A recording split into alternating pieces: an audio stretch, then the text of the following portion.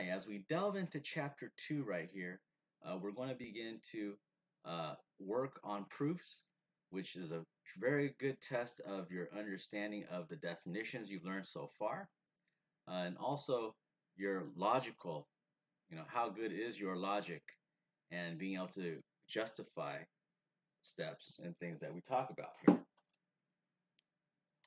So first off, we'll cover a bunch of the different statements right here. But as you can see, hypothesis. That's something you should be familiar with from doing science projects. And a hypothesis is an assumption made for the sake of argument. The next vocabulary word we have is conclusion, a judgment or decision reached by reasoning. And all of these other terms, negation, converse, inverse, we'll talk about right now. And so don't think that they're not important. All those definitions are going to be in our core statements as we come along. Some things I want to include right here: perpendicular lines. In case you forgot, those right there are lines, two lines that intersect and form 90-degree angles, right? Two lines that intersect and form 90-degree angles, right?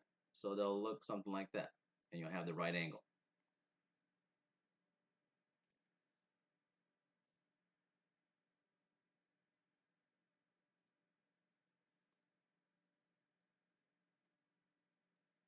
And if you still need that, you can come back to that a little bit later, or you could pause it and then come back to that. So let's look at our first conditional statement, okay? It says a conditional statement is a logical statement that has two parts.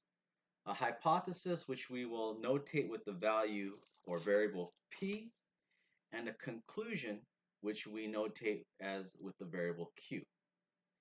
So it says when a conditional statement is written in if-then form, the if part contains the hypothesis and the then part contains the conclusion.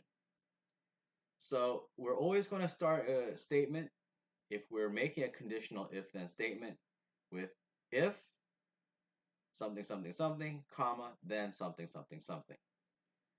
The reason why we talk about P to Q is for the sake of symbols and to make things a little bit easier when we make explanations later on.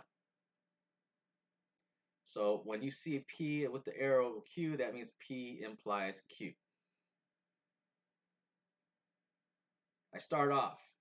This is a simple conditional statement that we're going to use to help us with the rest of our statements that we're going to cover in 2.1. So my hypothesis is that it rained last night. My conclusion is that the ground is wet. So I will go ahead and make the statement, if it rained last night, then the ground is wet.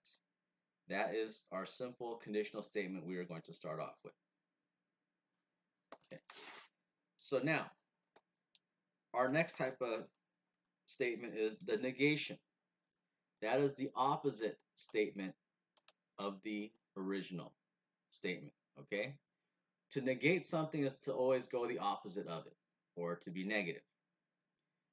We use this symbol right here, this little squiggly symbol, and it also represents for us to say not, okay? When we're using or describing our statements, we will use the word not.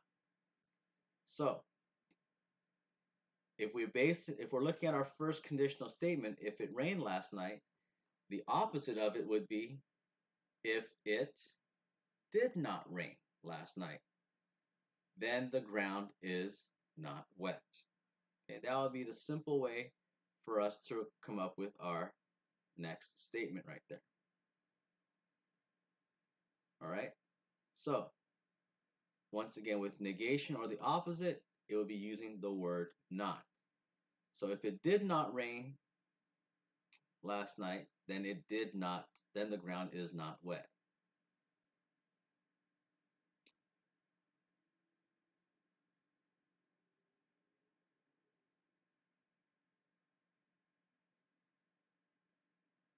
And then if you need to, you could go ahead and put that down in your notes right there. So we first talk about inverse, okay, or the if-then statement, and then we talk about right here to write the converse of a conditional statement, okay? The converse is when we flip the hypothesis and conclusion. So what was once the hypothesis is now your conclusion. What was once the conclusion is now your hypothesis. So that's why right here I have, remember, our original statement was if it rained last night, then the ground is wet. If I were to write the converse of that, I will switch these two statements around and then write if the ground is wet, then it rained last night right here. Okay, so you can see how things changed up when I write the converse.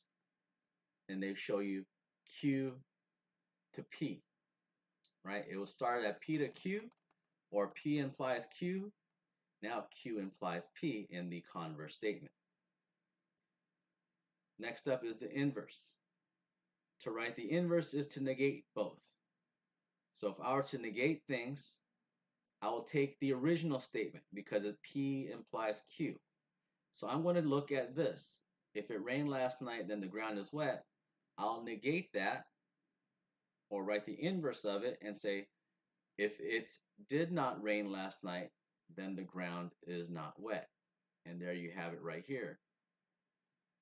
I went ahead and typed that out. So you have to understand the slight nuances of the converse, inverse, the if-then statement, or the conditional statement, and then we have a few others. Continuing along with this, okay, we have also the contrapositive. The contrapositive says we write the converse first, okay, so we're going to switch P and Q, and then negate both of those together. So pretty much what you're going to do is you're going to take what we have right here, the inverse, and switch it around.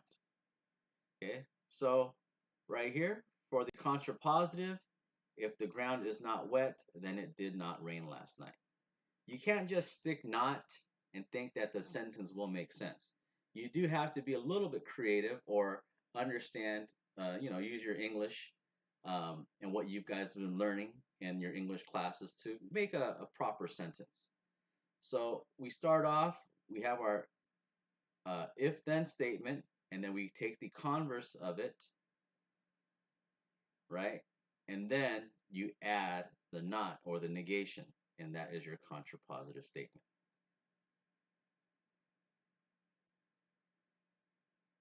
The next one we have is a biconditional statement. In your biconditional statement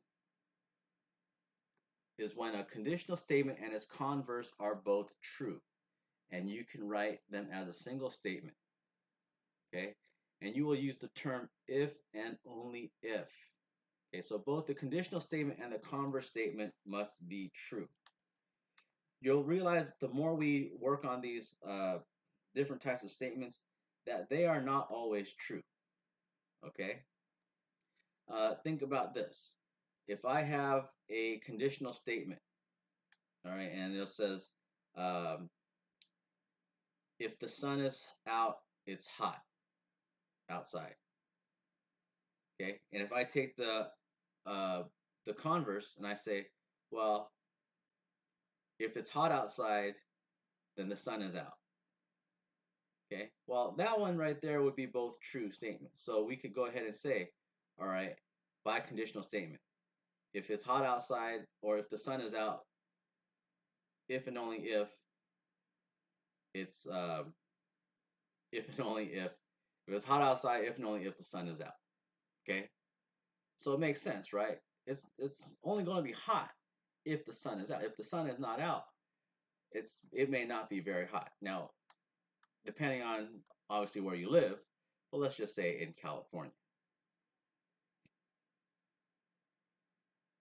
All right, moving along. So let's take a look at number one. It says rewrite the conditional statement in if-then form. So we have right here, the equation. It says 13x minus 5 is equal to negative 18 because x is equal to negative 1. There might be several ways for you to write the conditional statement here in if-then form, but I'll say the best one right here is, look, if x is equal to negative 1, then 13x minus 5 is equal to 18. Okay? Because think about this. If you were to take x is equal to negative 1, you plug that into the equation, then you'll get negative 18, right? If you start off and say that if 13x minus 5 is equal to negative 18, then x is equal to negative 1, it doesn't automatically go there. You might have to plug in some, do some steps to be able to come up with that answer. So there are certain times where you might find that certain statements can be written in maybe more than one way, and that could happen. But a lot of times I'll try to make it, at least on your test and quiz, where you should pretty much only write it one very particular way for it to make sense. Number 2, the sum of the interior angles of a triangle is 180 degrees. I want you to think, how could I write an if-then statement to where that is acceptable? I'll say on this one, you're going to have to include some words to it, okay, to be able to make a complete sentence. The sum of the measures of the interior angles of a triangle is 180.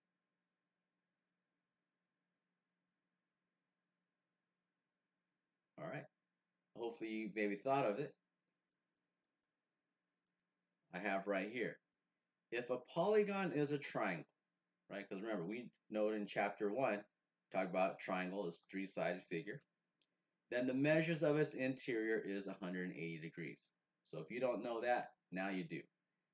If you add up all the angles inside of a triangle, then it's going to equal 180.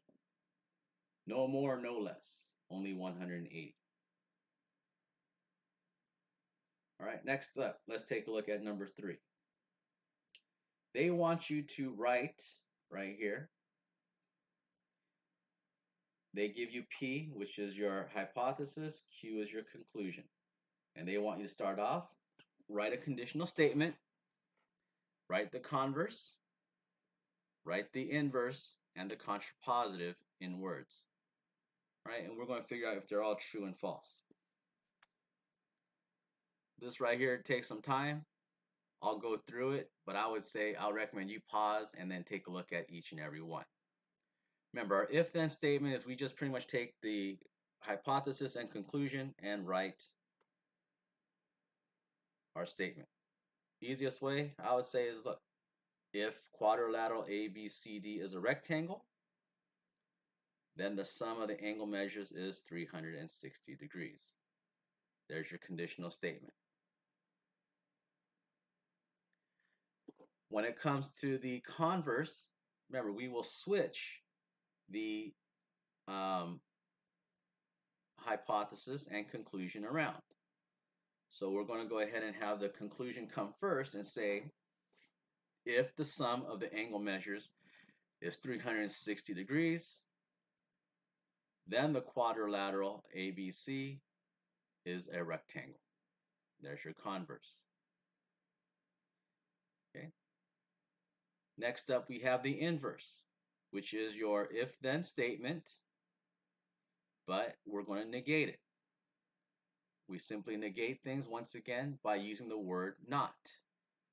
So for my inverse, it's going to be if quadrilateral ABC is not a rectangle, then the sum of the angle measures is not 360 degrees.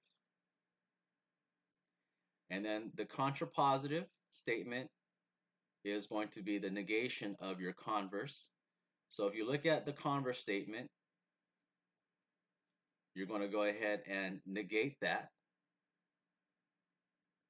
And then it's going to be if the sum of the angle measures is not 360 degrees, then quadrilateral ABCD is not a rectangle. Okay, so it's essentially your converse, and then you are negating the converse. So that right there is how you write your conditional statements, all the different ones, converse, inverse, and contrapositive. Last up, important questions 4, 5, and 6. I say important because a lot of times you guys forget to make sure you write explanations for things. And this is where explanations are going to be critical, especially on your test. Looking at number 4. It says, explain your answer using the definitions you have learned. Okay, so that's why everything we learned in chapter 1, you're going to have to use it here to justify things. Okay, so LM right here bisects JK.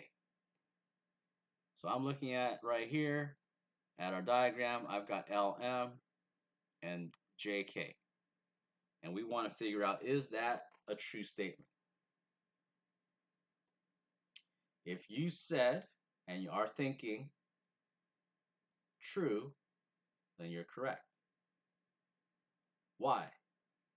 That's the explanation part. Remember, if I take a look right here, I know that JR is congruent to KR. Well, what does that mean? Okay, well, it's a true statement, and we can go ahead and say right here, because J or LM bisects segment JK. And when it bisects JK, it showed right here that JR is congruent to KR. Now I would say all those would make that statement true. Number 5, angle JRP and angle PRL, are they complementary?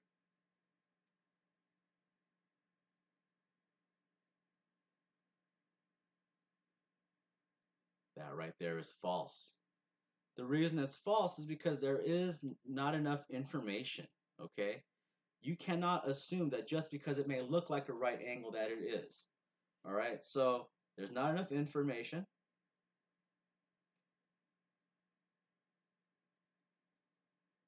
What does it really need? There is no right angle symbol, okay? And that's right. That's the main reason why. If there was a right angle symbol, then we can go ahead and justify that, but not right here. Okay? And then last up right here at number 6, angle MRQ is congruent to angle PRL. Looking at MRQ, PRL, what do you guys think?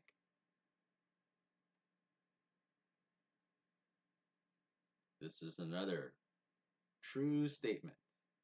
What makes it true?